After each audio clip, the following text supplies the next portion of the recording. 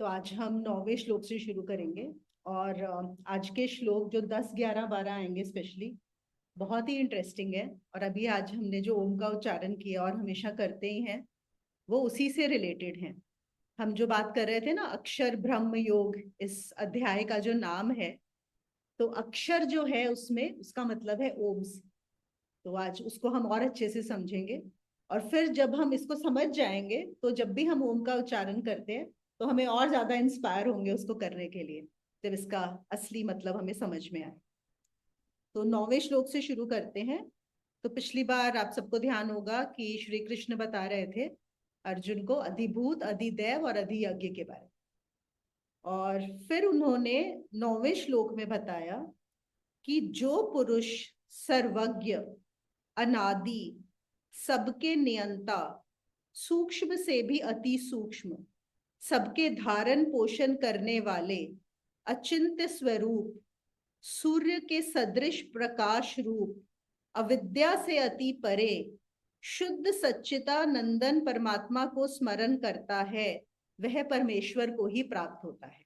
अब कितने सारे इन्होंने वर्ड्स यूज किए, है वही चीज, वही सेम है, कुछ फर्क नहीं है, सिर्फ बताने का तरीका अलग है। देखो, सर्वज्ञ, सर्वज्ञ क्या होता है?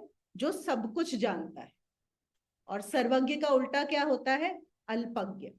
सर्वज्ञ और अल्पज्ञ, ठीक है। अब यहाँ पे हमें लगेगा अल्पज्ञ मतलब जो कुछ नहीं जानता, इसका ये मतलब नहीं है। अल्पज्ञ का मतलब है जो सिर्फ सूचना इकट्ठी कर रहा है, जो सिर्फ इंफॉर्मेशन इकट्ठी कर रहा है, जानता कुछ नहीं है, वो है अल्पज्ञ। और सर्वज्ञ कौन है? जो सच में जानता है, जो ज्ञान है। किस चीज को ज्ञान माना जाता है अध्यात्म में? स्वयं का ज्ञान। वो ही सिर्फ जो खुद को जानता है वो ही सर्वज्ञ है, बाकी अल्पज्ञ है। सर्वज्ञ मतलब, और सर्वज्ञ का ये है कि सब कुछ जानते हुए भी वो कुछ नहीं जानता है, और कुछ नहीं जानते हुए भी सब कुछ जानता है। मतलब कैसे? अगर एक बार हमने स्वयं को जान लिया कि मैं कौन, उसमें सब कुछ क्लियर हो जाता है कि क्या है। लेकिन क्या होगा, कोई सोचता है कई बार कि अच्छा इन्हें सब पता है तो इन्हें पता होगा इस दीवार के पीछे क्या है, या उन्हें पता होगा कि मैंने अगर एक बॉक्स में कुछ बांध करके रखा है तो उनको ये पता होगा कि क्या है। नहीं, ये सब छोटी छोटी बातें, ऐसी चीजें नहीं। मतलब वो जिसको जानकर सब कुछ जान लिया जाता है, तत्व जान लिया जाता है। अगर हम एक भी चीज का तत्व जान लें, चाहे स्वयं का जान लें या किसी और का जान लें, तो सब कुछ जान लिया जाता है, ठीक है। तो वो है सर्वज्ञ। फिर उन्होंने जो शब्द इस्तेमाल किया, अनादि। अनादि मतलब ना जिसका कभी शुरुआत हुई ना अंत होगा, बोलते हैं ना अनादि और अनंत। मतलब अगर हम सोचें अपने बारे में तो हम सोच सकते हैं ना हमारी शुरुआत कब हुई थी, जब हम पैदा हुए थे, वहां से शुरुआत हुई। लेकिन यहाँ पे किसकी बात हो रही है? उसकी, उसको जान के, जिसकी कभी शुरुआत ही नहीं हुई।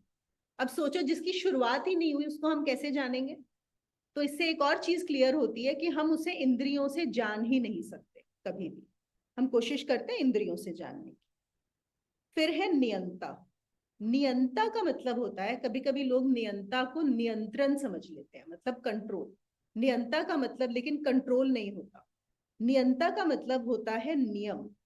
नियम का मतलब है कि जो अपने आप, एक ऑटोमेशन जैसे हम बोलते हैं ना, हम कितनी सारी चीजों में ऑटोमेशन लगा देते हैं आजकल, तो बहुत कॉमन हो गया है कि सब अपने आप होता रहे। हमने एक चीज को प्रोग्राम कर दिया, अब वो अपने आप चलेगी।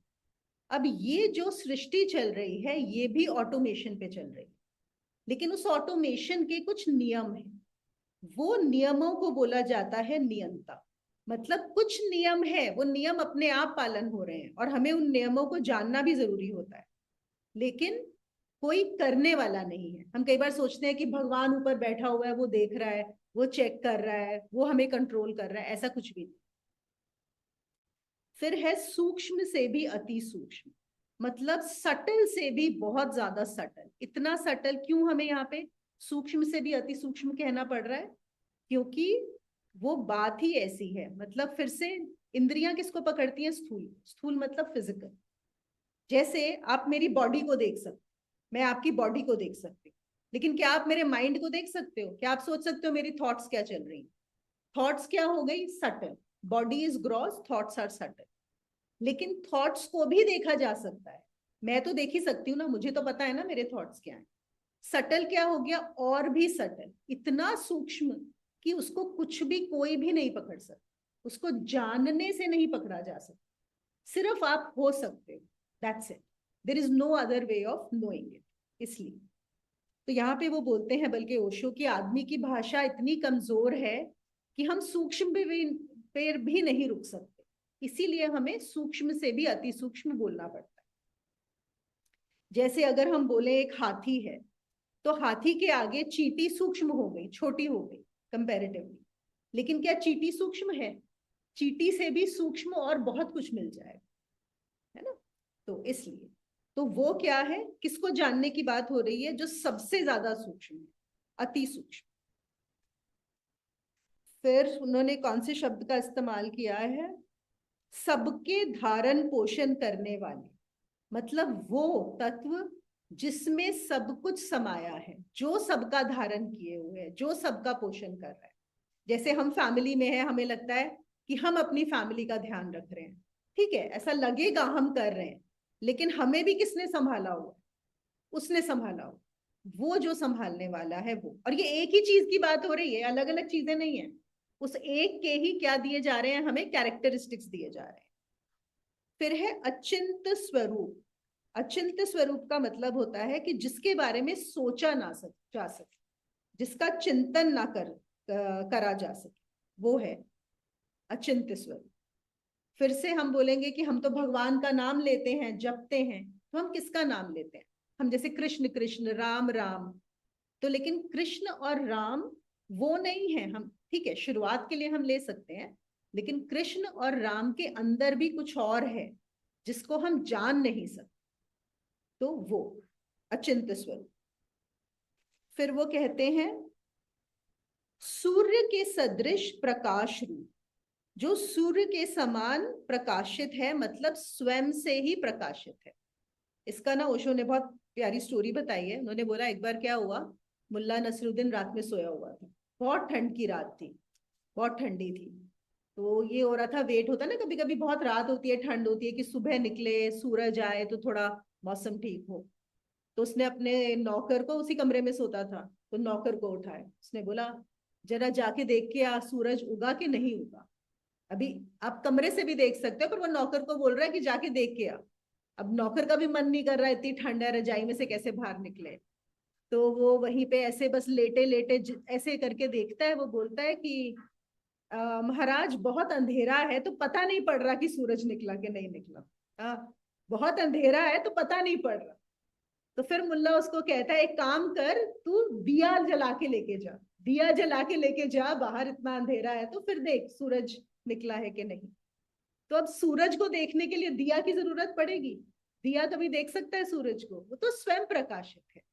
यहाँ पे यही बात बताई जा रही है कि अगर हम सोचे हम इन आंखों से देख लें, तो ये दिए हैं, दिए से उसको नहीं देखा जा सकता, वो जो सूरज उगा हुआ, तो वो स्वयं प्रकाशित है। तो वही जो है, उसी को जानने से, वो जानने से क्या होगा? परमेश्वर को, वो दिव्य पुरुष परमेश्वर को प्राप्त होता है जो इस सब को जान लेते। ये इन्होंने अर्जुन को बताया। आप लोगों के कुछ क्वेश्चंस होंगे तो वही लिख लीजिएगा, हम लोग लास्ट में डिस्कस करेंगे, ठीक है। अब हम चलते हैं 10वें और 11वें श्लोक पे, और असल में 12वां भी इसके साथ का ही है, तो हम 10, 11, 12 ले लेंगे साथ। बहुत ज्यादा प्यारे श्लोक है। तो 10, 11 में क्या बोलते हैं कृष्ण? वह भक्ति युक्त पुरुष अंतकाल में भी योग बल से भृकुटी के मध्य में प्राण को अच्छी प्रकार स्थापन करके फिर निश्चल मन से स्मरण करता हुआ उस दिव्य स्वरूप परम पुरुष परमात्मा को ही प्राप्त होता है। ये हमारा वो चल रहा है, आप लोगों को ध्यान होगा कि अर्जुन ने पूछा था कि क्या नियम है मृत्यु के बाद, कि अगला जन्म कैसे मिलता है, क्या होता है, तो उसके उसमें ही बता रहे हैं। फिर वो कहते हैं, और हे अर्जुन, वेद के जानने वाले जिस परम पद को, यहाँ पे परम पद उन्होंने बोला है अक्षर, ओंकार नाम से कहते हैं, और आसक्ति रहित यत्नशील महात्मा जन जिसमें प्रवेश करते हैं तथा जिस परम पद को चाहने वाले ब्रह्मचार्य का आचरण करते हैं, उस परम पद को मैं तेरे लिए संक्षेप में कहूंगा। ठीक है, चलिए अब हम यहाँ पे बात को शुरू करते हैं। उन्होंने क्या बोला, भक्ति युक्त पुरुष अंतकाल में भी योग बल से भ्रिकुटी के मध्य में। तो वो बेसिकली क्या बोल रहे हैं कि जो पूरी तरह मेरी तरफ भक्ति में हो, वो मरते वक्त क्या हो, अगर उसका ध्यान, भ्रिकुटी का मध्य मतलब थर्ड आई, ये हमारे माथे के जो बीच की जो आय है, अगर वो योग बल से वहां पर प्राण को स्थापन कर ले, अपने पूरी अटेंशन को वहां पर ले जाए। कैसे करेगा प्राण को स्थापन? अटेंशन ले जाकर ही कर सकता है, नहीं तो नहीं कर सकता। अभी जैसे हम लोगों ने जो अभी प्राणायाम किया था, उसमें हम क्या कर रहे थे कि हमने सांस लिया और फिर हम अपना ध्यान को किसी पॉइंट पे लेके जा रहे थे, किसी भी पॉइंट। बिल्कुल ऐसे ही आखिरी समय में अगर पॉइंट को, ध्यान को यहां ले जाओ तो प्राण वहां पे स्थापित हो जाते। लेकिन वो कैसे होंगे? भक्ति युक्त भी होना जरूरी है और योग बल भी होना जरूरी है। और निश्चल मन से स्मरण करता हुआ उसी दिव्य स्वरूप को ही प्राप्त होता है। तो अगर वो ये कर पाएगा आखिरी समय में, तो किसको स्वरूप को प्राप्त होगा? मुझको ही प्राप्त हो जाएगा।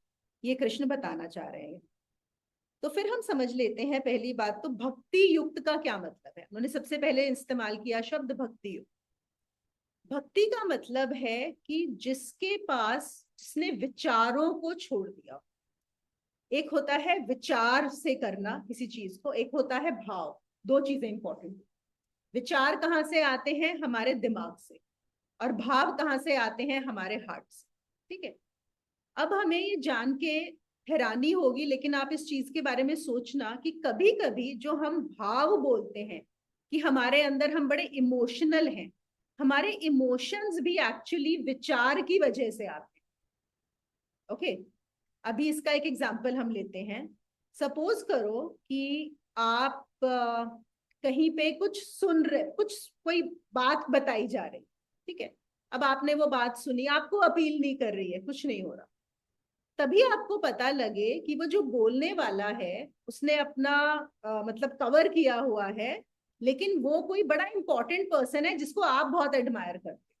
लेटर से आपको पता लगे कि ये जो है ये ना कृष्ण ही आए हुए हैं। अगर आप कृष्ण को मानते हो, आप अपने गुरु को मानते हो, या जिस जो भी आपके लिए रोल मॉडल है, कोई भी कोई बड़ा संत है, तो क्या होगा? जैसे अभी आपको नहीं पता था, जब तक आपको नहीं पता था तो वो चीज अपील नहीं कर रही थी। लेकिन जैसे ही आपने वो चीज सुना कि ये इंसान है, तो कहाँ से पता लगा? बुद्धि से पता लगा, विचार से कि ये वो है। अब आपका भाव आना शुरू हो जाए। और ये एक्चुअली बहुत सारे टेस्ट हो चुके हैं इस बार। साइकोलॉजिस्ट ने रिसर्च की है, जिससे उन्होंने क्या पता किया, जैसे उन्होंने फेमस सिंगर्स को ली, बहुत फेमस सिंगर है, कोई कुछ तो वो वहां पे रिसर्च हुई है, तो वो इंग्लिश सिंगर्स है, मुझे उनका नाम नहीं पता है, बट लेटेस्ट से कि यहाँ पे हमारे कोई है। लेटेस्ट से अभी लेटेस्ट में कौन है कोई अच्छा जो चल रहा है? अरिजीत सिंह, चलो ठीक है। अब अरिजीत सिंह लेटेस्ट से कोई, उसने, आपको पता नहीं पड़ रहा, उसने अपना कवर अप किया हुआ ऐसे कहीं पे बैठ के गाना गा रहा है। अपना गाना भी नहीं गा रहा, कोई गाना गा रहा है। तो क्या उन्होंने देखा कि आसपास लोग सुन रहे हैं, आ रहे हैं, जा रहे हैं, किसी को कुछ, मतलब हार्डली कोई सुनता है। एक बार सोनू निगम पे भी ये हुआ। हाँ, करेक्ट, बिल्कुल बिल्कुल। तो लोगों को कुछ नहीं फर्क पड़ रहा। और फिर उनको बताया गया कि ये बहुत फेमस सिंगर है। उसी समय उनका हो गया, अरे वाह कितना बढ़िया गा रहा है, बहुत बढ़िया, जाके खड़े हो गए। अब क्या हुआ? मतलब आपका कनेक्शन हार्ट से नहीं हुआ, समझ रहे हो? आपको जब पता लगा कि ये है वो इंसान, तब आप उसके अंदर, आपको इंटरेस्ट आया। तो बहुत सारी हमारी जो चीजें होती हैं वो विचार से आती हैं, विचार से भाव उत्पन्न होता है। जब तक आप विचार से भाव उत्पन्न होगा, तब तक वो भक्ति नहीं। भक्ति, और आजकल हम ज्यादातर चीजों में हम लोग एक्चुअली अपने ब्रेन का कहीं ज्यादा इस्तेमाल करते हैं, अपने हार्ट का बहुत कम करते हैं। हमारी एजुकेशन ही ऐसी। देखो, ब्रेन का इस्तेमाल करना बड़ा जरूरी है, इट इज इम्पोर्टेंट, ऐसा नहीं है कि उसका इस्तेमाल नहीं करना। लेकिन हमें यह भी पता होना चाहिए कि कहाँ पर नहीं कर। तो प्योर इमोशन रहा ही नहीं। इसीलिए यहाँ पे ये बात कर रही है कि सोच के नहीं, करके नहीं, हाँ हो सकता है शुरुआत में आपको विचार से ही काम करना पड़े, लेकिन एक पॉइंट आना चाहिए जहां पर भाव आ जाए हम। तो अगर भाव आ गया तो क्या होगा, अंदर से जो आएगी वो होगी भक्ति। तो उस समय अगर विचार करने बैठेगा, आखिरी मोमेंट में वो विचार कर रहा है तो काम नहीं चलेगा। लेकिन अगर उसके विचार रुक गए हैं, समाप्त हो गए हैं, तो भक्ति वहां से शुरुआत होगी।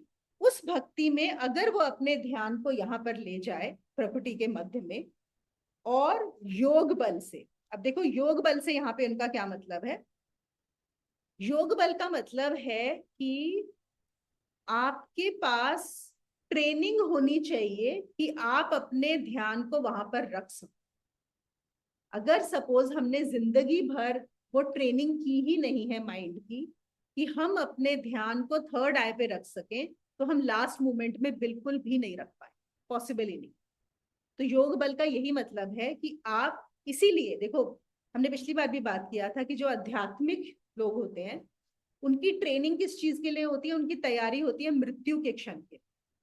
उनकी पूरी की पूरी life is about how will that last moment be, and that last moment can come anytime. I mean, there is no guarantee that it will be, at the end of life after you are an 80-year-old, and there is nothing to be afraid of that.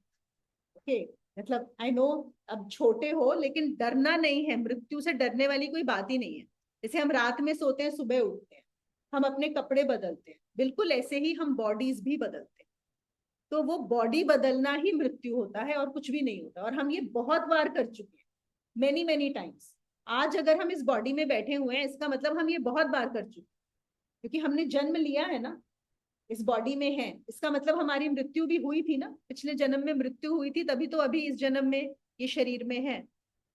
तो अगर हम, क्योंकि इंसान starting point किस चीज को मानता है, बर्थ के पॉइंट। लेकिन हमारे स्क्रिप्चर सब क्या बताते हैं कि स्टार्टिंग पॉइंट पता है कौन सा होता है, डेथ का point. That is the beginning. वो ऐसे होता है कि जो डेथ है, डेथ का point is the starting point of your next life. इसको ऐसे समझ सकते हैं, जो बच्चा पैदा हुआ हम सोच रहे हैं वो शुरुआत हुई, वो तो है जब अंकुर निकल आया। अब देखो हम जब बीज बोते हैं तो हमें बहुत देर तक वो नजर नहीं आता, मिट्टी के अंदर होता है।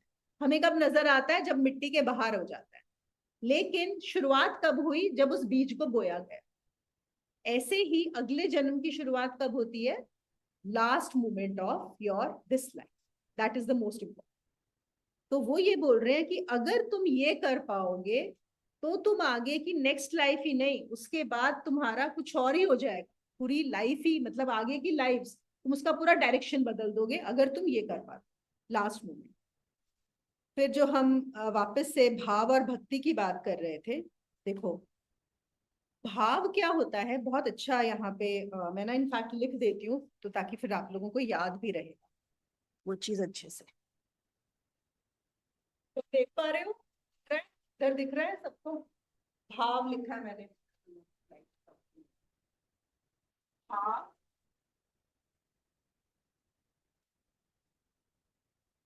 नहीं वो वाले तो ये है, भाव इज एड्रेस्ड एंड भक्ति इज अनएड्रेस्ड। इसका क्या मतलब हुआ, एड्रेस्ड एंड अनएड्रेस्ड का, कि भाव क्या है कि अगर वो मेरा सिंगर, मैं जानता हूं ये फेमस सिंगर है, और तब भाव उठा, तो मतलब किसी विचार के थ्रू वो एड्रेस हो रहा है किसी के। अगर मुझे प्रेम का भाव उठता है और किसी के प्रति क्यों पड़ता है कि ये मेरा बेटा है, ये मेरी बेटी है, ये मेरा हस्बैंड है, इसलिए उसके प्रति भाव है कि मेरा है, तो है वो भाव, एड्रेस्ड है। एड्रेस का क्या मतलब है, एक पर्टिकुलर चीज, एक पर्सन के लिए। और जब वो अनएड्रेस्ड हो जाता है, मतलब कि प्रेम है, इससे कोई फर्क नहीं पड़ता कि सामने कौन है, मेरा बेटा है या स्ट्रेंजर है कि कौन है, वो प्रेम है, वो क्या हो जाती है, वो होती है भक्ति, एड्रेस्ड एंड अनएड्रेस्ड। ठीक है ना। भक्ति का अर्थ है एक के प्रति नहीं, समस्त के प्रति प्रेम। और फिर वो कहते हैं जब तक सुंदर में ही तुम्हें सुंदर दिखाई पड़ता है, तब तक तुम्हें पूर्ण सौंदर्य का पता ही नहीं। जैसे हम बोलते हैं ना, वी डिफ्रेंशिएट, ये सुंदर है और ये कुरूप है। वो कह रहे हैं कि सुंदर में ही अगर तुम्हें सुंदर दिख रहा है तो तुम सुंदर को नहीं जानते, तब तुम किसमें हो, भाव में। जब तुम्हें हर चीज सुंदर लगे, कुरूप में भी सुंदर नजर आए, तभी क्या होगी, भक्ति। Then it is unattached. वो कहते हैं जब तक तुम्हें मित्र से ही प्रेम है, तब तक तुम्हें पूर्ण प्रेम का पता नहीं। जब शत्रु से भी प्रेम बन जाए, तभी जो है वो असली प्रेम है। लेकिन हमें फिर से, मैं एक और चीज यहाँ पे बोल दूं सबके लिए, कि इसका मतलब ये नहीं है कि हम ऊपर से बोलने लगे कि ये मेरा शत्रु है, मुझे पसंद तो नहीं है, नहीं नहीं, लेकिन हमने सेशन में सीखा है कि इससे प्यार करना चाहिए तो मुझे इससे प्यार करना है, नहीं, that is not the right. उससे तो बेटर है कि आप अगर जो नहीं पसंद, नहीं पसंद। ये कहाँ बात हो रही है कि अगर हमारा अंदर का चेंज हो जाएगा, हमारी प्रोग्रामिंग चेंज हो जाएगी, then automatically we will this will happen. So this has to come naturally. It is not something you do with your thoughts. ठीक है ना। फिर इन्होंने क्या बोला कि क्यों हम बात कर रहे हैं भ्रिकुटी के मध्य में स्थिर होना प्राण का आखिरी वक्त, क्योंकि अगर वो हो गया किसी का, और ये सब बड़े खुश होंगे यहाँ पे जितने भी लोग ये ध्यान कर रहे हैं वैसे भी, तब आपकी आगे की इस शरीर की यात्रा बंद हो जाती। उसके बाद आपको शरीर नहीं लेना पड़ता, मनुष्य शरीर नहीं लेना पड़ता। आप अपनी मर्जी से चाहो तो मे भी ले लो आपको, लेकिन कोई there will be no force on you to take on a human body any more. अगर आपने भक्ति युक्त और योग बल से भ्रिकुटी के मध्य में अपने प्राण को स्थिर कर लिया। और योग बल का फिर वही मतलब है कि वहां पर विचार नहीं होना चाहिए, क्योंकि जहां विचार आता है वहां पर यहां से ध्यान हट जाता है। और ये सबका एक्सपीरियंस है, जैसे सब लोग बोलते हैं कि हम लोग ध्यान करते हुए बहुत सारे थॉट्स आते हैं। थॉट्स आने का मतलब ही ये है कि अब आपका ध्यान वहां से हट गया है, अब थर्ड आई पे ध्यान नहीं है। आप लोगों को याद है, आप सबने तो 6th चैप्टर भी किया है रिट्रीट के लिए। 6th चैप्टर में भी हमें बताया गया था कि जब भी आपको थॉट्स आए, आपको वापस अपना ध्यान थर्ड आई पे बार बार लेके आना है, लाते रहना है उसको बार बार। एक बार वहां टिक गया तो अपने आप थॉट्स गायब हो जाते हैं। देखो यहाँ पे ओशो ने बहुत अच्छा बताया, सबको अच्छा लगेगा, कि विचार से क्या होता है, कंपन हो जाता है। और कंपन अगर जरा सा भी हो गया तो आदमी चूक जाता है। कंपन का मतलब है मूवमेंट। अगर आपका ध्यान वहां से हट गया, मूवमेंट हो गया, तो आप चूक जाओगे। और वो कहते हैं वो जो पॉइंट है वो इतना छोटा है, इतना सूक्ष्म है, कि अगर आप बाल भर, मतलब बाल के लेंथ जितना भी अगर आप हिल गए तो चूक जाओगे। और वो जगह बहुत ही अटोमिक है, बहुत छोटी है, अटोमिक है, सूक्ष्म है। तो सिर्फ वो ही लोग वहां पर प्रवेश कर सकते हैं जिनके लिए कंपन पूरी तरह समाप्त हो जाए। ये सबको ध्यान करते हुए जो भी कर रहे हैं, और भी जरूरी है कि पूरी तरह बिल्कुल भी मूवमेंट वहां से हटना नहीं चाहिए। इसकी प्रैक्टिस होनी बहुत जरूरी है कि आप बिल्कुल वहां से ना।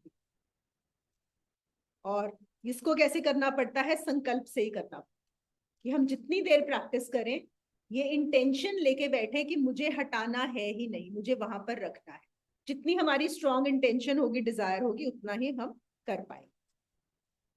और फिर वो कहते हैं, हाँ, कि जिन्होंने अभ्यास किया है उनके लिए ही आसान होगा आखिरी में ये करना, और किसी के लिए आसान नहीं होगा। इसीलिए साधना के ऊपर इतना बल है कि बार बार आपको प्रैक्टिस करनी है, नहीं तो आप नहीं कर पाओगे। फिर इन्होंने क्या बोला है, बहुत अच्छा एग्जाम्पल दिया है। जैसे कि सपोज हमें एक फ्लाइट लैंड करनी है। अगर फ्लाइट लैंड करनी है तो रनवे होना चाहिए, या फ्लाइट लैंड करते करते हम रनवे बनाएंगे? होना चाहिए ना। ऐसा हो सकता है कि पायलट अभी फ्लाइट लैंड करने वाला है और सोचे कि मैं वहां से इंस्ट्रक्शंस दूं, या वहां से अपना रनवे भी बना लूं और फ्लाइट भी लैंड कर दूं? पॉसिबल ही नहीं है ना। तो बिल्कुल वो यही बोल रहे हैं कि अगर आपका वो रनवे बना हुआ नहीं होगा, आपको वापस क्यों प्रैक्टिस करनी है जिंदगी भर, ताकि आपका रनवे बन जाए वहां पे। फिर आप लास्ट मोमेंट पे वहां पे लैंड कर पाओगे। अगर आपका रनवे ही नहीं बना होगा तो आप लैंड कैसे करोगे वहां? जो तुमने जिंदगी भर नहीं बनाया, वो लास्ट मोमेंट में तुम रनवे नहीं बना पाओ। ठीक है ना। तो संभव नहीं होगा। ये था हमारा 10वां श्लोक। और 11वें में जो है कृष्ण बता रहे हैं, अर्जुन वेद के जानने वाले जिस परम पद को ओंकार अक्षर नाम से कहते हैं। अब इसके बारे में बता रहे हैं। देखो, जब हम जैसे ही वेद की बात सुनते हैं तो हमारे दिमाग में क्या आता है ऑटोमेटिकली? 4 वेद, है ना? ऋग्वेद, यजुर्वेद, सामवेद, अथर्ववेद, हमें 4 वेद याद आते हैं। लेकिन यहाँ पे जब कृष्ण वेद की बात कर रहे हैं तो इन वेदों की बात नहीं कर रहे, यहाँ पे कुछ हिंदू मुस्लिम की बात नहीं हो। यहाँ पे इन्होंने क्या बोला है, देखो, वेद के जानने वाले को जो परम पद अक्षर नाम से कहते हैं और जिसमें महात्मा जन प्रवेश करते हैं। तो वो कहना चाह रहे हैं कि अक्षर से जो महात्मा जन जब उस अक्षर में प्रवेश करते हैं वो वेद को जानने वाले। इसका मतलब है कि जिसने भी स्वयं को जान लिया उस अक्षर से, उसमें जो भी उठेगा वो वेद ही होगा। तो अगर हम वेद को देखें यहाँ पे तो इसका मतलब है कि हमारी जो बाइबल है वो भी वेद है, हमारी कुरान है वो भी वेद है, हमारे जितने भी और किसी भी आप स्क्रिप्चर को ले लीजिए, किसी भी रिलीजन को ले लीजिए, मतलब जिसने जाना। तो होता क्या है कि वेद का मतलब यहाँ पे है ज्ञान से, और वो ज्ञान किसी भी पुरुष में, उस महात्मा जन ने जिसने उस अक्षर में प्रवेश कर लिया, वो उस ज्ञान का दर्पण बन जाता है। ये बात समझ में आ रही है कि, और ये वेद जन्मते रहेंगे। वेद क्या है? वही ज्ञान। लेकिन हो सकता है कि किसी को यहाँ पर एक ऋषि मुनि को समझ में आए, किसी मुस्लिम को समझ में आए, किसी सूफी को समझ में आए, किसी क्रिश्चियन को समझ में आए, और ज्ञान एग्जैक्टली सेम है, कोई डिफरेंस नहीं। लेकिन जब उनके उसमें शीशे में दिखेगा तो सिर्फ उसकी झलकी अलग होगी, उसको कहने का ढंग अलग होगा, उसका एक्सप्रेशन अलग होगा, होगी वही की वही बात, है ना? तो वो क्या कह रहे हैं, वेद किसी मुर्दा किताब का नाम नहीं है। वेद का मतलब ये नहीं है जो हजारों साल पहले लिख दिए गए बस वो वेद हैं। अगर वो कहते हैं अगर सारे के सारे वेद सब हट जाए, सबके सब जल जाए, सब समाप्त हो जाए, तो भी कोई चिंता की बात नहीं। क्यों? क्योंकि कोई ना कोई फिर आएंगे जिनके अंदर वही ज्ञान फिर से नजर आएगा और वहीं से कहानी शुरू हो जाएगी। तो इसलिए ज्ञान का कभी नाश नहीं होता। हाँ, सिर्फ उसका एक एक्सप्रेशन का नाश हो जाता है और कुछ भी नहीं। वेद उस परम ज्ञान का नाम है जिसके समक्ष परिपूर्ण शून्य हुआ व्यक्ति खड़ा होता है। फिर से पढ़ती हूं, उस परम ज्ञान का नाम है जिसके आगे शून्य हुआ व्यक्ति खड़ा होता है। परम पूर्ण और शून्य, क्योंकि जो शून्य हो गया वो परम पूर्ण हो गया, और जो परम पूर्ण हो गया उसके अंदर वो ज्ञान झलकने ही वाला, वहीं से नजर आए। और फिर वो कहते हैं ऐसे वेद को जानने वाले उस परम पद को अक्षर ओंकार नाम से पुकारते हैं। हम लोग बात कर रहे थे ना कि अक्षर ब्रह्म योग, इसका क्या मतलब है? तो अक्षर का मतलब होता है वो अक्षर जिसका कभी क्षर नहीं होता। देखो, क्षर का मतलब होता है विनाश, क्षर का मतलब होता है नष्ट होना। अगर हम अक्षर लेते हैं, लेट अस से हम वर्णमाला के अक्षर लें अ से एंड तक, तो क्या होगा? उनका भी नाश होता है। लेकिन एक अक्षर ऐसा है जिसका कभी भी नाश नहीं होता, और वो कौन सा अक्षर है? वो है ओम। तो यहाँ पे ओम की बात बताई जा रही है। इसको अक्षर भी क्यों बोला गया है? क्योंकि एक तरह से हम ओम अक्षर में हम लिख भी सकते हैं इसको अ उ म करके, या हम ओम करके लिख देते हैं, इंग्लिश में ओ एम लिख देते हैं, हिंदी में हम ओम का चिन्ह बनाते हैं। लेकिन एक्चुअल में वो क्या है? वो जो अनसुना है, वो जो अनहद नाद है, वही ओम है। ठीक है? तो अंदर भी है, अनहद चल रहा है, जहां पे उसको बोला नहीं जा रहा, वही हम कोशिश कर रहे थे सुनने की। और एक है कि हम मुंह से उसको बोल भी सकते हैं, उस अक्षर की बात हो रही है। तो अगर हम अक्षर मुंह से ना भी बोले ओम, तो भी वो ओम जो है वो हमेशा है। ठीक है? फिर वो कह रहे हैं कि इस अक्षर में जो प्रवेश करता है, प्रवेश कर, अब ये बहुत बहुत बहुत अच्छी बात उन्होंने कैसे बताई है। देखो, प्रवेश करने का मतलब वही है जो अभी हम प्रैक्टिस कर रहे थे, कि आपने पहले ओम का उच्चारण किया, फिर मानसिक ओम किया, फिर आपको ओम सुनने लगा। एक बार आपको अगर अंदर का ओम सुनने लग जाए और आप अपना पूरा ध्यान उस ओम पर ले जाओ, तो इसका मतलब हो गया अब आप उस ओम में प्रवेश कर गए। और एक बार अगर आप उस ओम में प्रवेश कर गए तो दैट बिकम्स योर व्हीकल। वो एक ऐसा व्हीकल हो जाता है। एक तो उन्होंने यहाँ पे तो बात हो रही है मृत्यु के समय में, मृत्यु के समय में वो एक ऐसा व्हीकल है जो आपको ऐसी यात्रा पे ले जाता है कि आपको वापस से ये मनुष्य शरीर धारण नहीं करना पड़ता। तो ये पूरी की पूरी प्रैक्टिस उसी की। और ये कब होता है, कब आप वो नाद सुनाई देगा और कब आप उसके ऊपर राइड कर पाओगे। It is riding on that sound, but how will you be able to first listen to that sound, hear that sound, when you become silent, जब आप मौन हो जाते हो। और मौन का क्या मतलब है, सिर्फ बाहर से मौन नहीं, अंदर से। अंदर से मौन का मतलब है जब विचार उठने बंद हो जाए। क्योंकि अगर हम बाहर से चुप भी हैं, मुंह चुप है, लेकिन अंदर विचार चले जा रहे हैं, तो भी आप उस पर राइट नहीं कर सकते। और वो विचार कैसे शून्य होंगे, साधना से शून्य होंगे, ज्ञान से शून्य होंगे, भक्ति से शून्य होंगे। जब वो विचार गल जाएंगे, हम लोगों ने अभी जो उस दिन सेशन किया था मेमोरी के ऊपर, कि कैसे हम अपनी हमारी मेमोरी को हम लोग ट्रस्ट नहीं कर सकते। अगर हम उस पॉइंट को भी अच्छे से समझ जाएं, तो क्या होगा, इस मेमोरी को जो हमने इतना सेक्रेड माना हुआ है, हमारे विचारों को, थॉट्स को हम बहुत इंपॉर्टेंस देते हैं, हमें लगता है बहुत इंपॉर्टेंट है। if we really understand the root of it, it all drops, it just drops.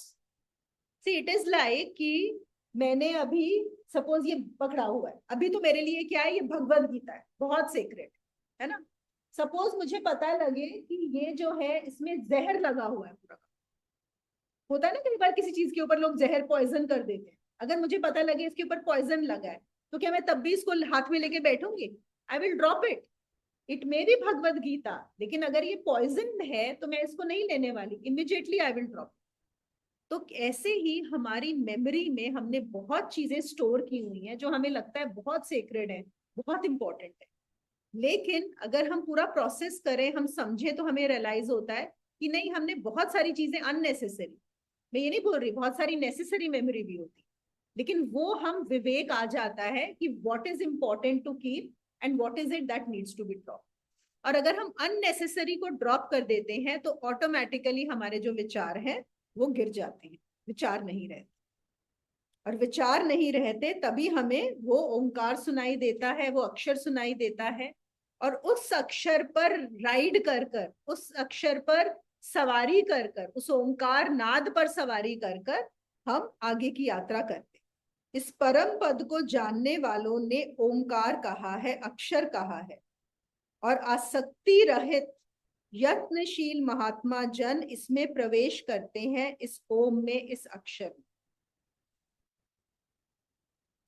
जैसे ही किसी की भक्ति भ्रिकुटी के मध्य में स्थिर हो जाती है, वैसे ही उस स्थिरता में ओंकार का नाद शुरू होता है।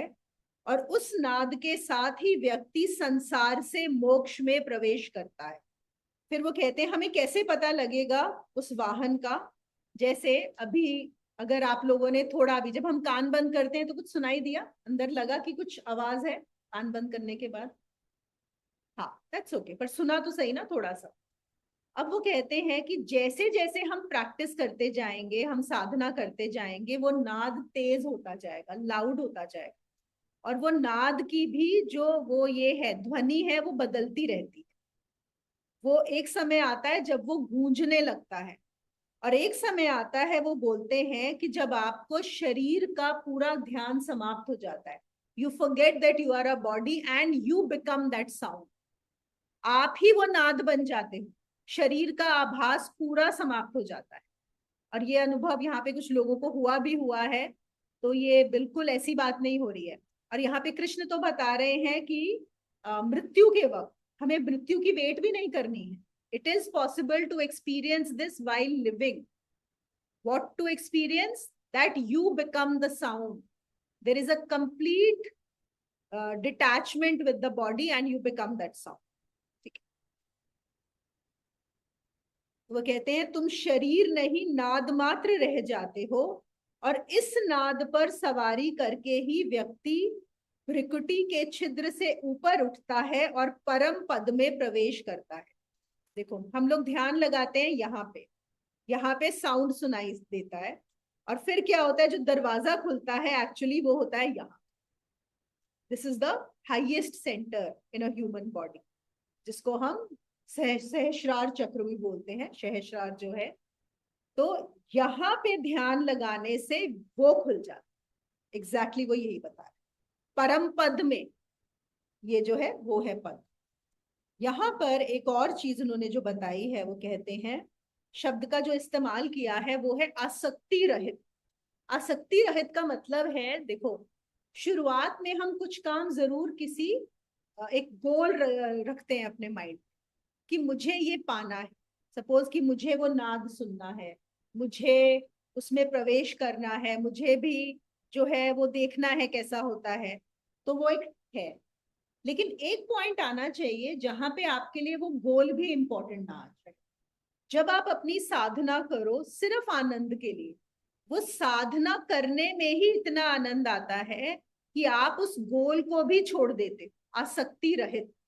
देखो फिर से शुरुआत आसक्ति से ही होगी, शुरुआत डिजायर से ही होगी। जब तक डिजायर नहीं होगी, जो हम मुमुक्षत्व की भी बात करते हैं, वो डिजायर से शुरू होता है। तो आपकी साधना वहां से शुरू होगी, लेकिन एक पॉइंट आएगा जहां पे वो साधना की भी इंपॉर्टेंस नहीं, वो नहीं रहेगी कि आपका गोल क्या है, आपका फोकस किस पे होगा, साधना पे। तब आप हो जाओगे आसक्ति रहित, और तभी प्रवेश किया जा सकता है। This is another condition. जब तक आपके माइंड में है कि मुझे वो करना है, तब तक आप नहीं कर पाओगे। तो समझ में आया? पहले हम शुरुआत करेंगे डिजायर से, एक पॉइंट आएगा जहां पे वो डिजायर भी हट जाएगी करते करते, and you will be doing just for the love of doing. That is when you achieve. पाना कुछ भी नहीं, लेकिन प्रयास में रत्ती भर कमी नहीं। यह बड़ी कठिन बात है कि पाना कुछ नहीं है, जब आपको पाने की चाह भी समाप्त हो जाए, लेकिन फिर भी प्रयास जारी रहे। फिर वो पूछते हैं कि ज्यादातर लोग पूछते हैं ये कैसे होगा, ये कैसे होगा, है ना, क्योंकि हम बिना गोल के मूवमेंट करते ही नहीं है ना। हमारी तो पूरी की पूरी movement is based on the motivation of what am I going to get by this. हर कोई सबसे पहले पूछता है बेनिफिट्स बताओ, हमें फायदा क्या होगा, तब हम ये करेंगे। तो वो कह रहे हैं जब इस पॉइंट पे आ जाओ कि दौड़ने में ही आनंद आए, सिर्फ प्रयास करने में ही आनंद आए, तभी हो। फिर उन्होंने आगे एक और चीज बताई है, वो कहते हैं कि जैसे जैसे तुम साधना करते हो और गहरे आनंद में उतरने लगते हो, जितना गहरा उतरते हो, तो आपको ये समझ में आता है कि ध्यान करना, वो प्रैक्टिस करना ही सबसे बड़ा आनंद है। तो don't worry about the goal कि we'll have to drop the goal. The goal gets dropped automatically. Why? क्योंकि आप जितना गहरा जाते हो, आपको उसमें ही आनंद आने लगता है। और वो इसलिए नहीं करता कि मुझे कुछ मिल जाए, उसको करने में ही आनंद आने लगता है, प्रार्थना में भी आनंद आने लगता है, और तब है कि वो घट जाता है, वो जो होने वाली चीज है वो हो जाती है। एक और यहाँ पे शब्द का जो इस्तेमाल किया गया था वो था ब्रह्मचर्य, कि परम पद को चाहने वाले ब्रह्मचर्य का आचरण करते हैं। इसके बारे में मैं संक्षेप में कहूंगा तो ये उन्होंने बताया है। और ब्रह्मचर्य से जो हम लोग सोचते हैं कि जो ब्रह्मचर्य होता है, वो ब्रह्मचर्य नहीं होता। It is not about restraint. ब्रह्मचर्य का मतलब होता है ब्रह्म जैसा आचरण। हम क्या कर रहे हैं यहाँ पर, अक्षर ब्रह्म योग। अक्षर से ब्रह्म में आप प्रवेश पा सकते हैं, और फिर जो आपका आचरण होगा कैसा होगा, ब्रह्म जैसा आचरण, वो है ब्रह्मचर्य। देखो ब्रह्मचर्य का अर्थ होता है प्रभु जैसी चर्या। जिसे प्रभु को पाना हो, उसे प्रभु को पाने के पहले ही प्रभु जैसी चर्या शुरू कर देनी चाहिए, अन्यथा प्रभु सामने खड़ा होगा और हम उसके पात्र न होंगे। इससे पहले कि प्रभु मिलन हो, हमें ऐसे जीना शुरू कर देना चाहिए जैसे कि वह मिल ही गया है, जैसे कि वह घर में आकर बैठ ही गया है, जैसे कि वह मौजूद है, आपकी हर धड़कन में है, पैर पैर में कप रहा है। साधक जब ऐसे जीना शुरू कर देता है कि ब्रह्म मिला ही हुआ है, तब वो ब्रह्म ही हो जाता है। इसको आप लोग और बहुत अच्छे से समझ पाओगे। आप सबने लॉ ऑफ अट्रैक्शन सुना होगा, करेक्ट? लॉ ऑफ अट्रैक्शन में क्या बोलते हैं कि अगर आपको कोई चीज चाहिए तो आप इमेजिन करो कि आपके पास वो ऑलरेडी है, करेक्ट? सपोज अगर मुझे 1 करोड़ रुपया चाहिए तो मैं इमेजिन करूं कि मेरे पास ऑलरेडी, मैं हर तरह से ऐसे बिहेव करूं कि I already have that 1 CR, right? अब ये ऐसा क्यों बताया जाता है कि देखो, अगर जब मुझे लगेगा कि वो चीज मेरे पास ऑलरेडी है, तो उससे क्या होगा, जो मेरी वाइब्रेशन है, एक है कि मेरे पास नहीं है और एक वाइब्रेशन है कि है। The moment I start thinking like that, I move into that vibration, I go into that frequency. You know, we are all operating at different frequencies, at different vibrations. हम सबकी वाइब्रेशन अलग है। इस बूढ़े में और इस फोन में और मुझ में क्या फर्क है? सिर्फ vibration. These are all operating at different vibrations. आप लोगों ने सुना है ना, बहुत सारे ऐसे ज्ञानी बड़े महात्मा या संत लोग होते हैं या तांत्रिक भी होते हैं जो चीजों को कन्वर्ट कर देते हैं। उनको आप कोई चीज दो और वो आपको कुछ और बना के दे देते हैं उसी चीज का। सुना है कि नहीं? ऐसी कहानियां सुनी है ना कि ऐसे हमने तो खैर, इवन जो हम गुरुजी थे वो भी सुनाते थे। मतलब वो तो ऐसे लोगों से मिले भी हुए थे कि जहाँ पे कोई एक लकड़ी का टुकड़ा रखा हुआ है, लकड़ी का, और उन्होंने उसको जो है सोने में कन्वर्ट कर दिया, या उन्होंने उसको लोहे में कन्वर्ट कर दिया, किसी भी चीज को। इमेजिन, मतलब ये फोन पड़ा है, इस फोन को आपने कुछ और बना दिया। और अगर आप लोगों ने living with the Himalayan master Swami Rama की सुनी होगी, वहां पे उन्होंने ऐसे कुछ लोगों की बात बताई है जिन्होंने डेड बॉडीज को खाने में कन्वर्ट कर। सो देखा जाए तो क्या होता है, this is science, it is basically science. Science क्या कर रहा है? एक चीज को दूसरे में ही कन्वर्ट करता है ना। हमने रेता उठाया और कुछ चीजें मिक्स करके सीमेंट बना दिया जिससे हम अपना घर बना सकते हैं। यहाँ पे क्या हो रहा है? At a gross level. और वहां पे क्या हो रहा है? At a mental level. That is the difference. That is the difference between science and तंत्र। तंत्र is science of the mind, what you do with your thoughts, with your ideas. You don't need to do it with specifically with the gross material. Okay? तो यही चीज हम भी कर सकते हैं। क्या कर सकते हैं कि अगर हम उस ये सोच कर ही चले, पहले विचार से शुरू होगी। देखो, हम शुरुआत कहाँ से करेंगे? जहां हम खड़े हैं। हम कहाँ खड़े हैं? विचारों में खड़े। तो अगर हम थॉट से शुरू करें, मैं ब्रह्म जैसे जीना लगूं, मैं ये मानकर चलूं कि ब्रह्म मुझे मिल गए हैं, God is with me, Lord is with me, then I will immediately start changing my vibration and frequency. And a point will come. This is also a practice that helps you become what you want, what you aspire. एक last श्लोक लेंगे हम लोग, 12वां श्लोक, बस फिर समाप्त करेंगे आज का। 12वें श्लोक, क्योंकि ये इसी से रिलेटेड है। 12वें में कृष्ण बोलते हैं कि हे अर्जुन, सब इंद्रियों के द्वारों को रोककर, अर्थात इंद्रियों को विषयों से हटाकर तथा मन को उद्देश्य में स्थिर करके और अपने प्राण को मस्तक में स्थापन करके जो योग धारणा में स्थिर हुआ, ऐसा पुरुष ओम रूप ब्रह्म का उच्चारण करता हुआ, मेरे को चिंतन करता हुआ शरीर को त्याग जाता है और परम गति को प्राप्त होता है। एक्चुअली ये 12 और 13 दोनों आ गए हैं, पर ठीक है, हम लोग इनको साथ ही ले लेते हैं। एक्चुअली वही है, वही चीज वापस से फिर से उसी को एक अलग तरीके से यही बता रहे हैं। सब इंद्रियों के द्वारों को रोककर, ये हम लोग सब जानते हैं, हमारे 9 द्वार होते हैं, है ना? 2 आंखें, 2 ये, 4, एक 5, 6, 7 और नीचे 2, ठीक है? 9 द्वार। जब मृत्यु होती है तो जो सूक्ष्म शरीर है वो किसी एक द्वार से निकलता है। आप लोगों ने सुना है ऐसा? जो बर्तन वो बताते हैं कि कहाँ से गए आप, मुंह से, ज्यादातर लोग मुंह से जाते हैं। जो बहुत किसी ने बहुत कष्टदायक जिंदगी देखी होती है, या बोलेंगे कि अध्यात्म का कभी कुछ नहीं किया और बहुत ज्यादा संसार में रहते हैं, वो नीचे के द्वार से जाते हैं। फिर कोई कान से जाता है, कोई आंख से जाता है। संन्यास, ये इसमें योग में क्या भाषा इस्तेमाल की जाती है कि जो इन 9 द्वारों को बंद करके यहां से जाए, इससे ब्रह्म द्वार से, ये होता है ब्रह्म का द्वार। तो 9 द्वारों को बंद करके 10वें द्वार से जो जाता है वो मुक्त हो जाता है, वह मोक्ष को प्राप्त होता है। और वो कैसे होगा उसी को उन्होंने बताया। सबसे पहले उन्होंने क्या बोला है? इंद्रियों के द्वारों को रोककर, अर्थात इंद्रियों को विषयों से हटा। अब इंद्रियां क्या है? हमारी 5 सेंसेस, जो कहाँ जा रही हैं? हमेशा बाहर की तरफ। सब कुछ बाहर ही तो देख रही है, जो हमें आंखों से दिखाई दे रहा है, कानों से सुनाई दे रहा है, खा रहे हैं, सूंघ रहे हैं, टच कर रहे हैं। तो ये कैसे होगा? हम इन द्वारों को बंद कैसे करें? हमारी तो ऊर्जा पूरी की पूरी बाहर ही जा रही है, हम तो संसार को ही जानते हैं। तो इसीलिए जो अध्यात्म में चल पड़ते हैं वो क्या करते हैं, उनकी जर्नी रिवर्स हो जाती है, उल्टा।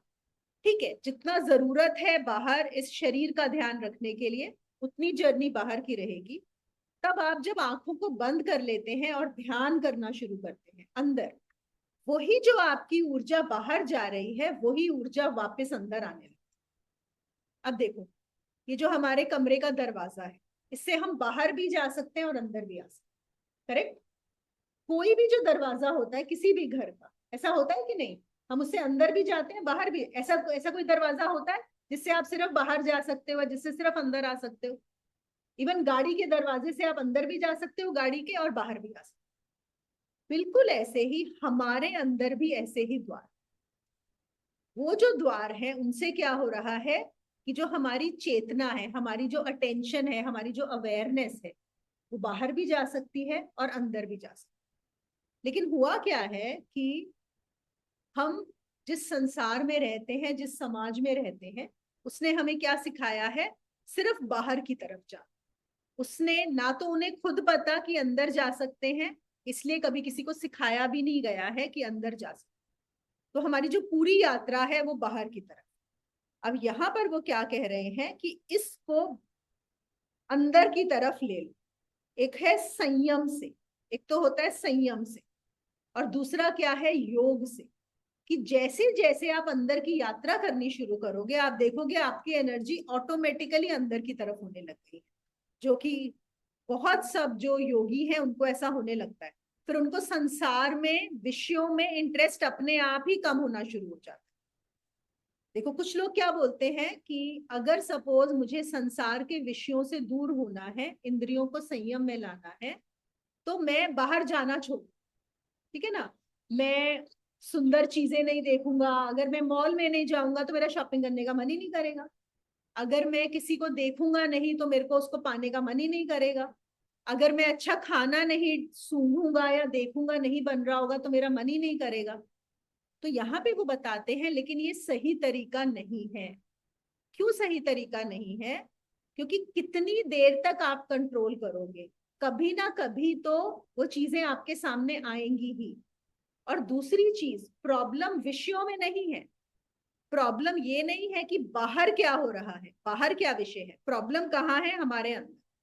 जैसे कि इट इज लाइक सेइंग कि एक एटम बॉम्ब, और वो बोले मैं चिंगारी के पास नहीं जाऊंगा, क्योंकि अगर मैं चिंगारी के पास नहीं जाऊंगा तो मैं फटूंगा ही नहीं, है ना? अब वो एटम बॉम्ब पड़ा है, तो क्या वो चिंगारी के पास ना जाने से वो खत्म हो गया एटम बॉम्ब? नहीं हुआ ना, बस फटा नहीं है। लेकिन जिस दिन भी चिंगारी आ गई तो वो एटम बॉम्ब फटने वाला। तो करना क्या होगा? उस एटम बॉम्ब को न्यूट्रलाइज करना पड़ेगा। ऐसे ही हमें भी अपनी इंद्रियों को न्यूट्रलाइज करना पड़ेगा। वो जो गति उनकी बाहर की तरफ जा रही है उसको इन्वर्ट करना पड़ेगा, उसको डाइवर्ट करना पड़ेगा। और उससे क्या है कि हम,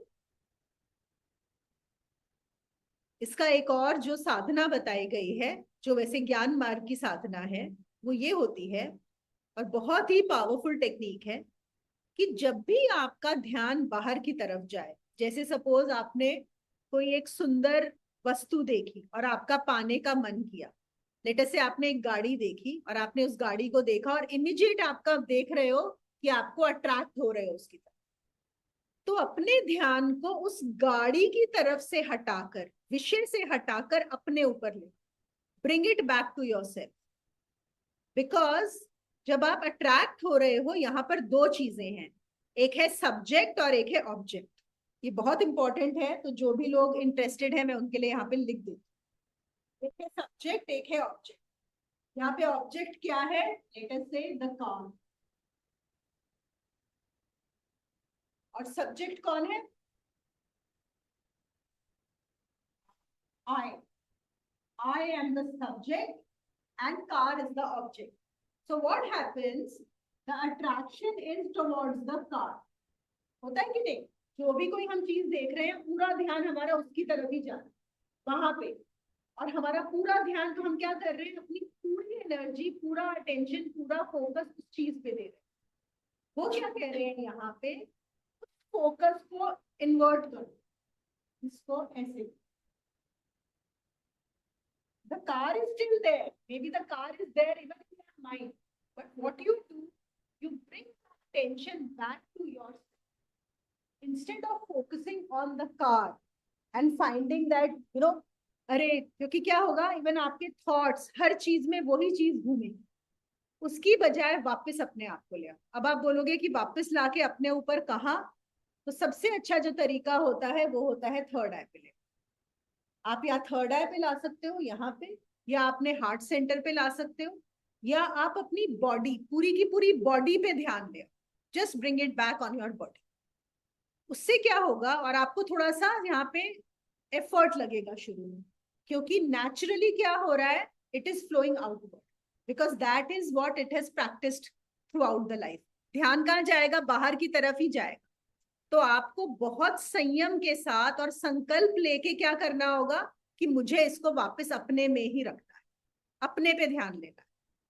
और अगर आप ये कर पाए, और फिर से ये प्रैक्टिस है जो मैं बता रही हूं, अगर आप ये अच्छे से कर पाते हो किसी भी एक पॉइंट पे, सपोज आपको किसी पे गुस्सा आ रहा है, ठीक है, आपका फ्रेंड है जिससे आपकी लड़ाई हुई और आपको उस पर बहुत गुस्सा आ रहा है, तो फोकस क्या है? फ्रेंड पे।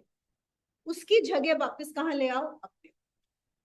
चाहे वो अट्रैक्शन है, चाहे वो आपको हेट्रेड फीलिंग हो रही है, चाहे आपको कोई इमोशन फील हो रहा है, bring it back to yourself and stay with it. It will again push you out, again bring it back, again it will go out, again bring it back. अगर आप एक बार उसको रख पाए, एक पॉइंट आता है, फिर से वो पॉइंट बड़ा जरूरी होता है, जिस पॉइंट पे आप देखोगे उसने बाहर जाना बंद कर दिया। Actually a point comes when it just stops going out completely, and you find it is only with you. And whatever it is, whether it is hatred, whether it is anger, whether it is attraction, you will see that it dissolves. वही का वही वो खत्म हो जाता है जैसे ही आप उसको वापस अपने ऊपर लेकर आते।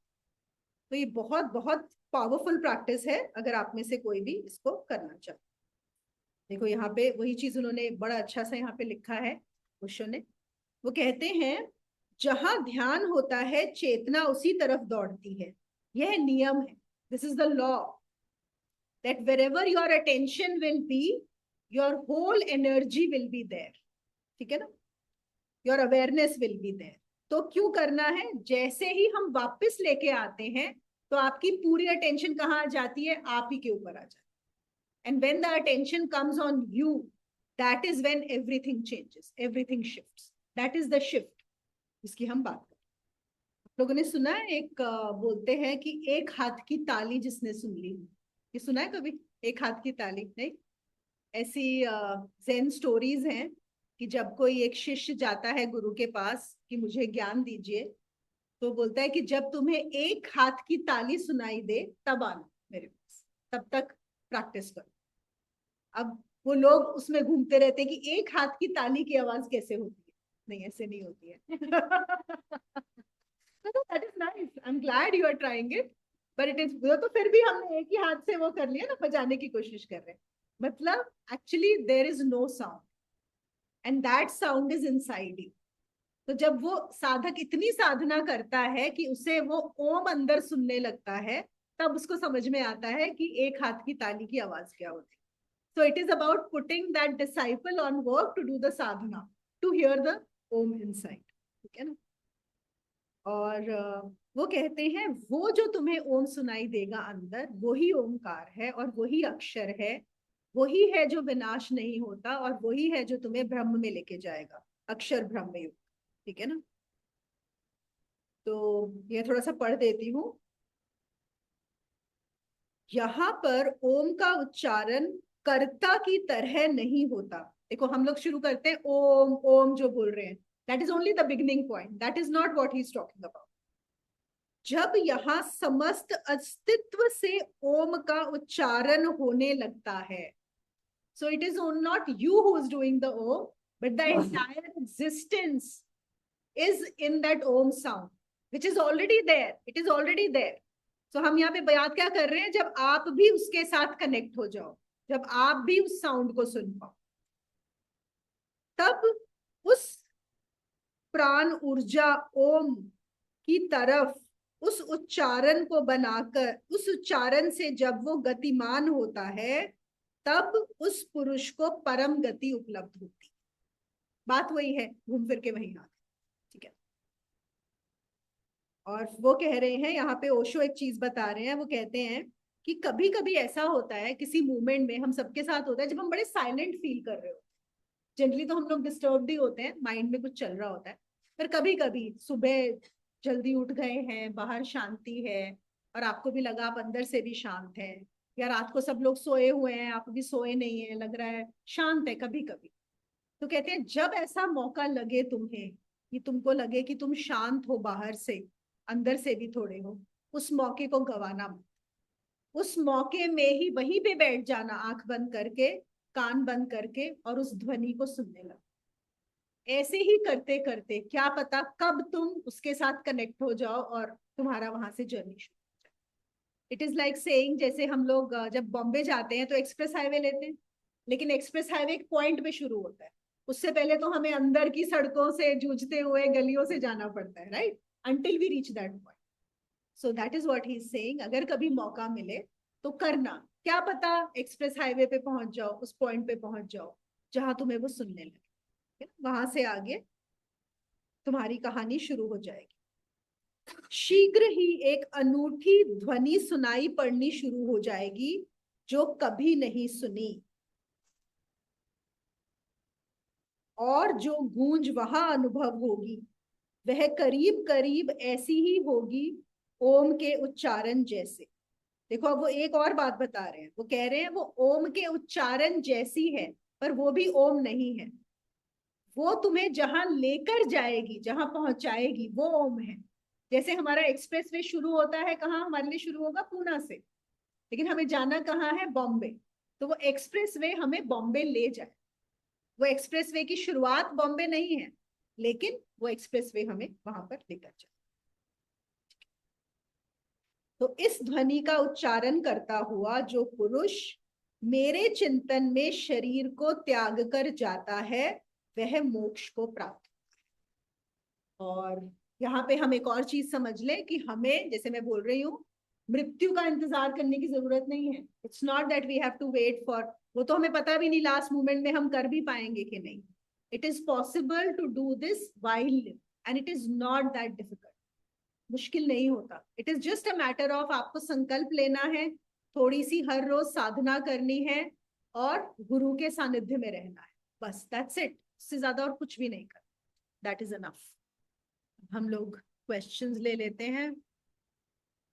पहले मैं यहाँ से ले लेती हूँ, फिर आप लोगों के क्वेश्चंस होंगे तो. Yes Swati.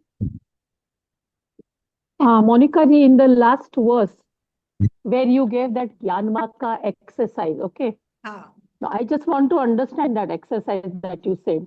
Previously, when we did the fluid exercise, we did that exercise whereby we came to a stage that you know where the fluid is flowing and now you are able to hold it there only. Right. Right. Now, in this case, if I'm seeing something beautiful, as you gave the example of a car, that means the fluid is flowing through my eye. Yes. So I have to stop that fluid at that point and then I have to take to my third eye. No. Okay. Now there's a That is how we have to do? No, no, no. So these are two different exercises, although the result is the same and the goal is the same between them. Okay. In the first one, what are we doing? We are recognizing where is the fluid inside my body, where it is flowing. And I reach that point. Okay. And the moment I recognize that point, it stops. Correct. Here, what I'm doing, we are not focusing on the fluid. And actually, that one is a more advanced exercise of the fluid one. Okay, this is comparatively, I would say, a lower, lesser stage, because here I still can't find out where the fluid is flowing from. So I just need to bring the attention back to myself. That's it. Whether I can bring it to the third eye, whether I can bring it to my heart, whether I can bring it to my body. The point is moving the attention away from the object of desire and moving it back to myself. Because it is I who's giving attention. See, I may feel the car is very important. I may feel that person is very evil. But the thing is, it is my attention, my energy, which is being given in this thought and in this emotion. So I need to turn it back. Okay. Okay. Have you understood the difference between the two exercises? Yes, yes, got it. Yeah. And the second one, where you were talking about bhava and bhakti, that is addressed and unaddressed. Yes. Like maybe you said we know the singer, and then when you don't know, no one is listening to him. In that, can there be a neutral stage, whether it is beautiful or it is ugly? It doesn't bother me. Can there be a neutral state in that? Sorry, there was some noise. I couldn't hear you. Can you just repeat your question? Sorry. Yeah. I said the bhav and bhakti wala, where you said the addressed and the unaddressed. आपने सोनू निगम का example एक दिया था, बराबर है? Right. Correct? Yes. So in that, can there be a neutral stage where I'm not attached to the beauty nor the person being ugly? Can there be a neutral state in that? Absolutely. That neutral is the ultimate stage. Okay. Isn't it? Neutral is where we have to reach, where there is nothing positive nor negative. So these are all stages which are before the neutral. So these are all pathways to reach that neutral stage. Got it. Thank you. Thank you. Any other question किसी और का आज को लेके? हाँ रीना. दीदी आपने इसमें बोला जैसे कि ओम की ध्वनि वो पाथ है, मतलब ओम सुने चाहे शंख, कुछ भी अलग अलग साउंड्स होती हैं, ठीक है? तो वो उसके बाद वो पाथ है उस तक जाने का, जैसे आपने हाईवे बताया कि समझ लो वो साउंड है, तो इसका मतलब क्या हुआ कि जब आप और वो एक हो जाते हो, वो साउंड और आप एक हो जाते हो? साउंड आप हो जाते हो, उसके पहले तो क्या है, मुझे किस चीज का आभास है? इस बॉडी का. इवन राइट नाउ हम लोग सब फील कर सकते हैं ना कि मैं ये बॉडी हूँ, क्योंकि हमें इसका ही फीलिंग हो रही है. उसमें क्या होता है, बॉडी की फीलिंग समाप्त हो जाती है और आपको क्या फीलिंग होती है कि I am the sound. So you become one with the sound. मैं उस ध्वनि के साथ एक हो गया. लेकिन क्या ध्वनि के साथ एक हो जाना वो एक हो गया? नहीं, वो भी अभी रास्ता है. वो ध्वनि भी सिर्फ आपको यही है जो आपको वहां लेकर जा रही है. किसके साथ? ब्रह्म की तरफ. ओके, मतलब वो ध्वनि के साथ एक हो गए तो यू आर, मतलब अस्तित्व, आप अस्तित्व ही हो गए एक किस्म. जैसे आप देखा जाए तो ध्वनि भी तो अस्तित्व की है ना, वो अलग डिफरेंस तो है नहीं उनमें कुछ भी. लेकिन अभी भी साउंड का तो वो है ना, still you are thinking. It is subtle. देखो, एक बॉडी का एहसास होना और साउंड का एहसास होना. Sound is subtler than the body, but still it is something ना. There is something. Okay, I am still अब समझ आ गई. जब वो साउंड भी ना रहे, कुछ आप ही ना रहो, कुछ भी ना रहे, समझ बिल्कुल. तो वो जब मैं ध्वनि के साथ हो गया, स्थूल से सूक्ष्म में चला गया, ये सूक्ष्म मुझे उस अति सूक्ष्म से भी अति सूक्ष्म तक लेके. ठीक, अब क्लैरिटी. थैंक यू, बहुत अच्छा था, बहुत. अभी अब समझ में आ गया ना, अक्षर ब्रह्म योग का मतलब भी अब क्लियर हुआ है. बिल्कुल, प्रॉपर. थैंक यू दीदी. आंटी, आप कुछ पूछना चाह रहे हैं, बोलना चाह रहे हैं? नहीं, सब आया, समझ में आया सब. ओके. ये इसीलिए ये जो है ना जो ये वाला अध्याय है अक्षर ब्रह्म योग, इसका पूरा का पूरा किस पे फोकस है कि कैसे उस अक्षर, कैसे उस ओम में प्रवेश करके उस ब्रह्म को पाया जाए। तो अक्षर हो गया इम्पेरिशेबल और ब्रह्म हो गया absolute, the imperishable absolute. And how through the vehicle of the imperishable you enter into the absolute. ये है इस अध्याय में, पूरा फोकस इसी पर है, ओम के ऊपर। तो इसलिए मैं फिर से हाँ, प्रणाम दीदी। हाँ, एक मिनट सुनिए। अभी मैं फिर से सबको बोलूंगी कि ओम का उच्चारण का हम हमेशा बात करते ही हैं, करते भी हैं। तो अब आप देखो कि ओम के उच्चारण से वो अपने आप में ही एक बहुत बड़ी साधना है। लेकिन फिर से क्या, पहले हमें बोल के करना है ताकि ये शरीर शांत हो, हमारी बॉडी बहुत रिलैक्स होती है जो है ना। देखो हम लोग जैसे पता है कभी परेशान होते हैं और हमिंग करते हैं, कोई भी आप लोगों ने देखा है, हम कभी कभी कोई गाना गुनगुनाते हैं, हम करते हैं तो हमें अच्छा लगने लगता है। उसी में सोचो एक गाना गुनगुनाने से अगर हमें बेटर फील होता है, तो ओम की हमिंग तो हाईएस्ट है। जब हम ओम करते हैं वो एक हमिंग है जिससे आपकी पूरी की पूरी बॉडी हील होती है, रिलैक्स होती है। तो सबसे पहले मुंह से उच्चारण करके, उसके बाद मानसिक तरीके से आती हुई सांस में मेंटली एक पूरा ओम और जाती हुई सांस में एक पूरा ओम। और फिर आप कानों को बंद कर लीजिए थोड़ी देर के लिए, जितनी देर कर सके ताकि आपको ओम सुनाई दे। और फिर हाथ को हटा लीजिए ताकि आप उसको वो ओम जो है सुनने लगे। अगर रेगुलरली आप इस साधना को करते हैं तो आपको ये जो बता रहे हैं कृष्ण इस अध्याय में, आप उस ध्वनि को पकड़ पाएंगे। वो बिंदु आ जाएगा आपकी लाइफ में भी जहां पर आप इस शरीर का आभास समाप्त हो जाएगा और आप पाएंगे कि अरे मैं तो ध्वनि हूं। वो अपने आप में ही एक बहुत बड़ा पड़ाव होगा आपकी साधना। और ये बहुत आराम से आप कर सकते हैं, सिर्फ जरूरत है नियमित रूप से करने की और हर रोज एक अपना वो बनाने की कि हाँ मुझे आधा घंटा इतना करना ही है। ये एडिशनल है, जो लोग क्रिया योग कर रहे हैं कुछ ऐसा नहीं है कि उनको करना है, ये एडिशनल है। जो लोग नहीं कर रहे कोई भी साधना, वो बिल्कुल ये साधना ले सकते हैं। हाँ सोनिया बोलो। दीदी आपने बोला कि ब्रह्म जैसा आचरण और लॉ ऑफ अट्रैक्शन की बात भी बोली। तो लॉ ऑफ अट्रैक्शन में हमेशा हम वो चीजें मांगते हैं जो हमारे पास दिखाई देती हैं, घर, गाड़ी, बंगला, बच्चे, या कुछ भी ऐसी चीज जो माइंड को पहले से पता है। अब यहाँ तो हम उस चीज की बात कर रहे हैं जो माइंड ने कभी देखा ही नहीं, ना समझा है। तो वो आचरण कैसे लाना है, इसके लिए क्या कुछ है? ये बहुत अच्छा क्वेश्चन पूछा सोनिया कि ब्रह्म को तो हम जानते ही नहीं है, हमें पता ही नहीं वो कैसा होता है, तो उसका आचरण कैसे करें, है ना। तो देखो इसमें आपको जो क्लोजेस्ट लगे, जो आपको क्या लगेगा ब्रह्म के आचरण में। लेटेस्ट से हम ब्रह्म को तो नहीं जानते लेकिन हम भगवान को तो जान सकते हैं। आप सपोज ये सोच के चलो आपको जो भी भगवान पसंद हो, आपको लेटेस्ट से कृष्ण पसंद है, तो आप ये मान के चलो एक भक्त की तरह कि कृष्ण हमेशा मेरे साथ हैं या कृष्ण मेरे अंदर है। ठीक है, आपको पूरा 100% विश्वास हो जाना चाहिए विदाउट एनी डाउट कि कृष्ण मेरे साथ है। और आप अपनी लाइफ जीना शुरू करो, कुछ सोचो नहीं, कोई भी चीज हो आप सोचो कि कृष्ण अगर मेरे साथ है या कृष्ण मेरे अंदर है, तो अब मैं यहाँ पे क्या करूंगी, मुझे क्या करना चाहिए, मुझे कैसे खाना है, मुझे कैसे सोना है, मुझे कैसे रहना है, मुझे इस सिचुएशन से कैसे डील करना है, मुझे अपना डिसीजन कैसे लेना है। और आप ये एक्सपेरिमेंट कर सकते हो। ठीक है, आप पूरा पूरा छोड़ना, सोचना छोड़ दो।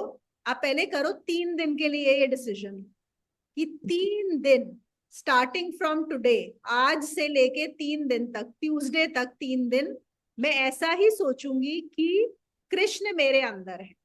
अब अपने खुद को देखो कि अब आपके साथ क्या होता है। 3 दिन करो, 7 दिन करो, 21 दिन करो, करके देखो। ये समझ में आई बात? ये तो हम इतना तो कर हाँ जी, हाँ सकते जी, हैं ना। हाँ जी। तो बिल्कुल शुरुआत हमें किससे करनी पड़ेगी, जो हम ऑलरेडी जानते हैं। तो थैंक यू दीदी। देवी, अगर आप देवी के भक्त हो देवी को करो, राम को मानते हो राम को करो, शिव को मानते हो शिव को करो, करके देखो कैसा होगा। पूजा ने पूछा है, the exercise on subject object, will the result of it make you indifferent to things outside? Okay. Will it make you indifferent? You watch it for yourself. It will make you indifferent to things that do not matter. And isn't that what we want? कि बहुत सारी चीजें हैं जो हमें पता होता है इंपॉर्टेंट है ही नहीं, वो सामने वाला कोई ऐसे एक मॉल में गए थे, किसी ने कुछ बोल दिया, अरे क्या फर्क पड़ता है बोल दिया तो, लेकिन हमारा माइंड उसी में है, उसने मुझे ऐसा क्यों बोल दिया, उस शॉपकीपर ने ऐसा क्यों कहा, उसने ऐसा क्यों करा, हमें पता भी होता है कितनी बेकार की चीजें हैं, लेकिन फिर भी हमारा माइंड उनमें घुसा होता है कि नहीं होता? या फिर कोई पुरानी बात याद आ जाती है, 5 साल पहले किसी ने ऐसा किया था, उसको याद करके माइंड वहीं पे ही घुस गया है। तो अच्छा है ना अगर हम उनसे इंडिफरेंट हो जाएंगे। और जो इम्पोर्टेंट चीजें हैं, देखो इम्पोर्टेंट जो है आपके लिए नेसेसरी है, उसके लिए आप कभी भी इंडिफरेंट नहीं होंगे, ये प्रकृति का नियम है, it is the law of nature. अब आप खुद सोच के बैठो, आप लोग गीता सेशन अटेंड कर रहे हो, ध्यान कर रहे हो, जो मर्जी करो, अगर आपको नेचर कॉल आ जाए, अगर आपको बाथरूम जाना पड़े तो उठ के जाओगे ही ना। तो प्रकृति ने ऐसा बनाया है कि जो इम्पोर्टेंट है वो प्रकृति करवा लेगी आपसे।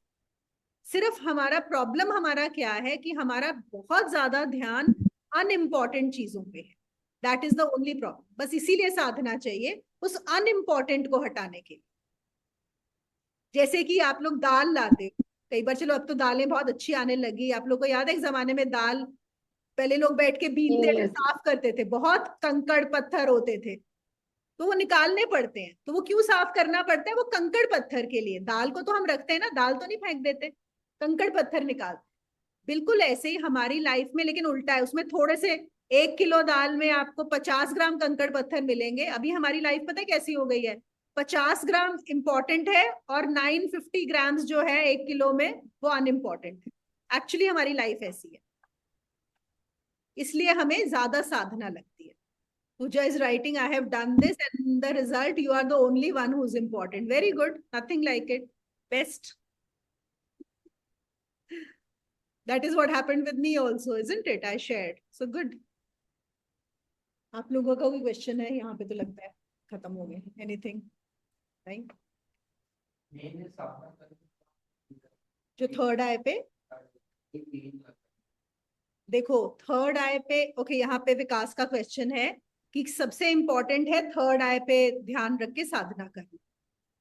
बिल्कुल बहुत इंपॉर्टेंट है, लेकिन अगर आप सिर्फ थर्ड आई पे ध्यान रख के साधना कर रहे हो वो इनफ नहीं है। उसका रीजन मैं बता देती हूँ। देखो क्या होता है, ये हमारा आज्ञा चक्र है, हमारे जो सूक्ष्म शरीर है एस्ट्रल बॉडी, उसमें हम सबको पता है 7 चक्र होते हैं। कभी कभी क्या होता है, जो हमारे नीचे के चक्र हैं अगर वो पूरी तरह से खुले नहीं हुए और अगर हमने इसके ऊपर ज्यादा वो किया तो इम्बैलेंस हो जाता है। इट इज लाइक कि मैं सामान हम रख रहे हैं और ऊपर मैंने बहुत ज्यादा भारी कुछ रख दिया, नीचे की चीज बहुत हल्की है, तो क्या होगा, सब कुछ गिर जाएगा, राइट? इसीलिए वो एक साधना का एक हिस्सा है थर्ड आई पे ध्यान देना। मैं बार बार क्यों यहाँ पे बताती रहती हूँ इन चीजों में जो आता है, क्योंकि ऑलरेडी सब लोग क्रिया योग की जो साधना कर रहे हैं उसमें और भी प्रैक्टिसेस होती है, so that is not enough. तो I will not advise that you only focus on the third eye, it has to be combined with other practices, तभी वो काम करे। तो वो आपको पता होनी चाहिए। अगर आप इंटरेस्टेड हो उसको भी करने में, क्रिया योग नहीं भी करना चाहते तो भी I will be able to share something with you कि वो कैसे करना है, ताकि आपकी प्रॉपरली वो। हाँ sure sure, okay. I hope आप लोग भी ये समझ गए होंगे, सिर्फ थर्ड आई पे ध्यान देना बिना बाकी प्रैक्टिसेस के साथ कंबाइन किए नहीं करना है। क्योंकि आप यहाँ पे सोचो, यहाँ पे इतना सारा वो बढ़ जाएगा और नीचे के आपके चक्र खुले ही नहीं है, तो सब इम्बैलेंस हो जाएगा। चलिए, लगता है सबके सवाल समाप्त हो गए हैं। हम लोग 5 मिनट बस ध्यान करेंगे और फिर क्लोज करेंगे, ठीक है? आप कहीं पर भी अपना फोकस लेके जा सकते हो। क्लोज योर आईज, या तो थर्ड आई पे रख लो, हार्ट पे रख लो, या पूरी बॉडी पे, इवन पूरी बॉडी पे ध्यान रखना बहुत अच्छा।